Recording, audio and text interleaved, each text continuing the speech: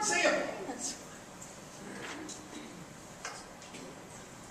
I went through a little text that appears in Boyd's History of the West Virginia Northern Panhandle. And it's a book that's fairly common. I mean, it's not that difficult to find. If you read a lot of Wheeling history, you'll find it's plagiarized. Some of it comes directly from an 1879 history by Newton of the Panhandle. But what I did is I broke down the businesses just in Wheeling, not Ohio County, just Wheeling. And I broke them down by categories: tobacco, food products, glass, pottery, tile, metal fabrication, metals, only Wheeling steel. Okay. The other metal fabrication are non-Wheeling steel stuff. Transportation, utilities. And you'll notice that in 1925, we've got 1,483 manufacturing jobs in the city. 14,833. Okay? Now let me give you an example of how things can change. Why don't we have that? Take a look at transportation. There were 1,359 transportation jobs in Wheeling in 1925. What happens if you take a streetcar out? Okay? There were hundreds of people who worked on streetcar lines. What happens when you take the rail lines out? There are no direct rail lines into Wheeling. None east and west. 20 years ago, after Desert Storm, some of the local veterans in this area wanted to have a parade. They wanted to bring in an Abrams tank. Okay? They couldn't find a place to bring it in because none of the rail lines that were still here were strong enough to hold it. Okay?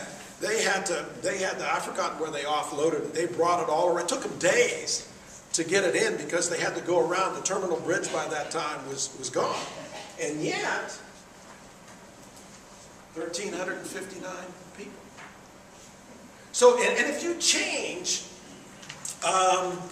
things, and this gets a little ahead of our story because one of the things that I'm going to do on the next to the last night is try to demonstrate why Wheeling's economy is so bad today. Well, the first thing, do we make any glass? Okay. If you're looking at pottery, do me this favor. Go to Macy's, go to JCPenney, go to Kohl's or wherever else you can find china, and turn them over and look. And it's made in China or Indonesia or Malaysia, unless, of course, you've got Fiesta ware. Okay? And I told Doug Dalby up at the Ogilvy, your new china is not Homer Laughlin. How can you not have Homer Laughlin in this area? I mean, it's one of the last things to have. They don't carry patent glass up there anymore either. Well, we don't make any glass here. We don't make any tile here. Look at glass, for instance. Take a look at Lennox. You know, we used to buy those little Lennox things, and you would turn over and said "Made in the USA." Take a look at them now. They're made in China. They're made someplace else. Waterford crystal. You remember Waterford in Ireland? Guess what? They farm some of their stuff out.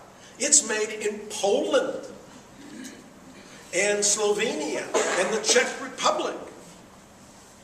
Remember Noritake, the Japanese thing? They don't even make their stuff in Japan anymore. It's made in Malaysia. Okay? But at this period, we're here. See, people would know Wheeling because they're smoking cigars from Wheeling, they're chewing tobacco from Wheeling, they're carrying a lunch pail from Wheeling. Okay? They're using some product. Maybe it's ham, sausage, or what have you. Otto Schenk, Schenk Lake, one of the guys, families that helped save, Wheeling Park and so on. His business was out in Fulton, right there where St. Vincent de Paul's is. St. Joan of Arc. St. Joan of Arc. Vincent is out on the road. No. It's the store. It's the store. The store, the thrift store. That's part of the old Bernie Glen. 400 people worked there in 1925. 400 people packing pork produce. Yeah, slaughterhouses. And that's just one food manufacturer. Now, why was that the case? Well, let me give you another example of some of the things that we made in Wheeling. These are some of the things that we made in 1890. Paper, minces, preservatives, boxes, butter, matches, natural gas, wagons and carriages. Okay, there's something. You change how we get around. Well, wagons and carriage guys, they're out the door. How do you package them? Well, for example, kegs, barrels, and bungs. You know what a bung is? A bung is that little thing that you stuff in a keg. So when you pop the bung, you've opened your keg. Okay? Well, in 1914, West Virginia went for prohibition. The national prohibition doesn't start till 1920. We started early. And it passed 53 counties by a 2-to-1 margin. They wanted prohibition. It lost in Ohio County 2-to-1. Why? Well, let me give you 2 reasons. Where is Ryan? And one of those reasons is what?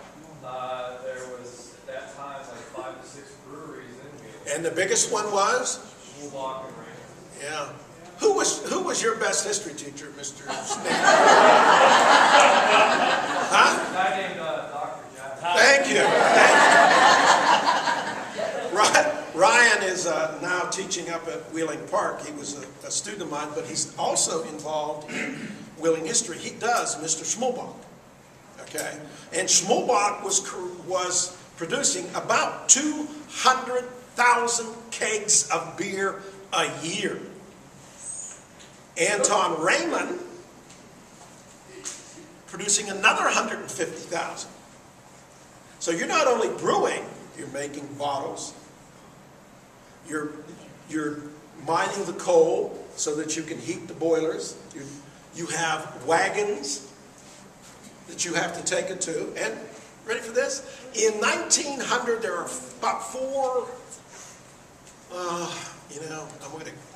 I'm going to be conservative. I think there were 400, but I'm just at least 200 taverns in Wheeling. 200 what? Taverns. So you have that as a business. You had people who made money making what are called suds buckets. A suds bucket is a little bucket like this with a top on it. Before you had big beer bottles, you'd send a son down to the bar, said, this is for Dad, fill up the suds bucket, put the cap on, take it home to your old man, or your wife, or your mother, or whatever. Although, taverns are male-dominated places. And if you want to know when women started to drink and how you can tell the difference is look at the kind of glassware that's used. When you start going away from those big, heavy mugs and into those little glasses, with the nice little stems on them, you got into the girly man drinks. But,